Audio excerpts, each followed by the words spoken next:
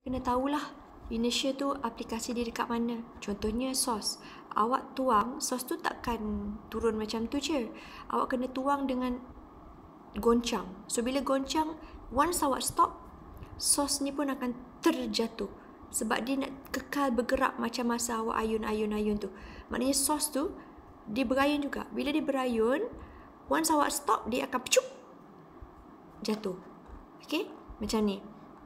Awak dah baca kan? Okey, fahamkan sendiri. Itu adalah konsep aplikasi inertia.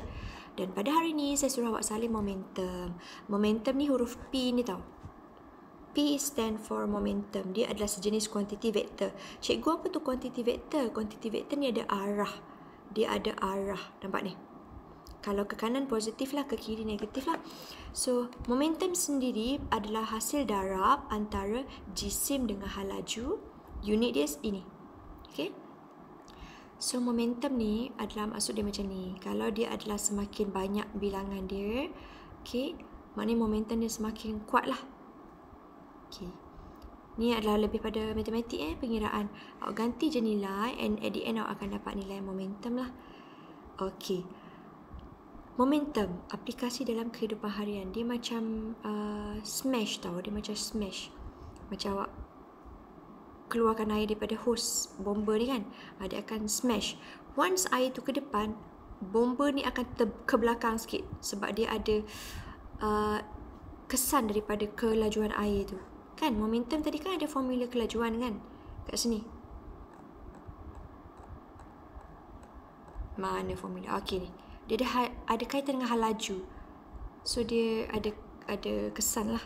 Okey, formula yang seterusnya momentum. Dia ada dua jenis momentum. Satu, pelanggaran kenyal, pelanggaran tak kenyal. Dan another one adalah letupan. Okay? Ni contoh. Kereta besar, lori langgar dengan kereta kecil. So at the end of the day, sama ada dia berasingan macam accident, dia akan terlanggar, lepas terlanggar dia bergerak berasingan, atau mungkin dia berlanggar lepas tu dia melekat. So bila dia melekat, itu adalah sejenis momentum yang lain pula. Okey? Melekat atau tak melekat, macam ni lah. Kalau formula ni sebelum objek yang pertama berlanggar objek yang kedua, kemudian dia bergerak berasingan. Sebab tu dia nampak macam ni. Tapi kalau objek tu bergerak secara melekat, dia akan mengalami V yang sama. Hal laju dia sama. Dia dah melekat kan?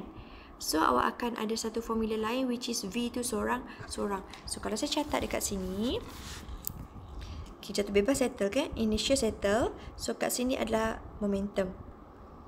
Tadi awak nampak kan? Objek yang pertama dengan kelajuan yang pertama berlanggar dengan objek yang kedua, kelajuan yang kedua, and at the end of the day dia melekat.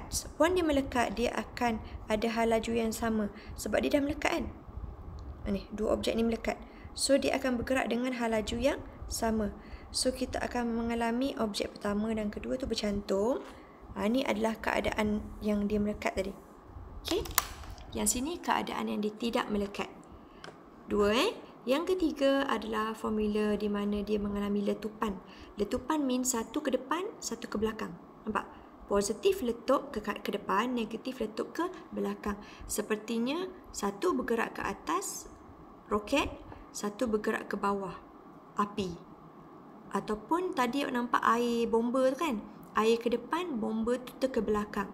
Atau sotong ke depan, dakwat sotong ke belakang. Ingat tak sotong yang dalam laut tu kan? Okay, konsep dia samalah. So, itu momentum. P sama dengan MV. So, untuk hari ni kita stop sampai sini lah.